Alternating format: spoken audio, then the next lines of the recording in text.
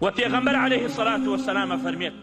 لعن الله من ذبح لغير الله لعنتي خوا لو كسبك حيوان سبب ريت بو بيغمبر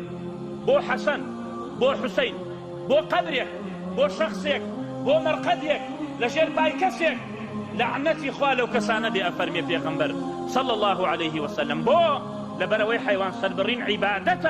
عبادتش نابي صرف بكري بو غير خوا نابي صرف بكري بو غير خوا وأفرميت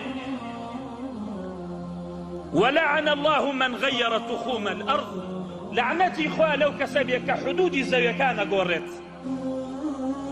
ولعن الله من كمها أعمى عن السبيل لعنتي خوا لو كسبك كورك في ليه زحمت نبي فلان قرآن لكوتا أقر وابي عليه أوتا ليوتا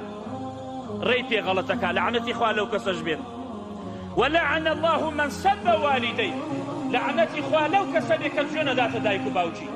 وتعني پیغمبری خوا بو کس هەیە جوێم داتە دایک و باوکی فەرمووی بەڵێ لەگەڵ کابرایەکە شەڕەکات جوێنە داتە دایک و باوکی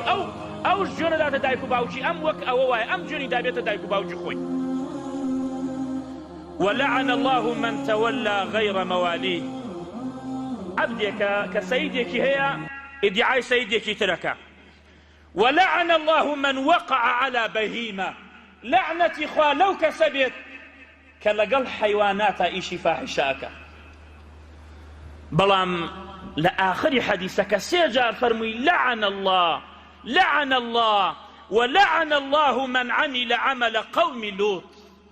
سيجار فرمي لعنتي خوا لو نبي كإيشي فاحشي كقوم لوط يعني كنير خريجي نير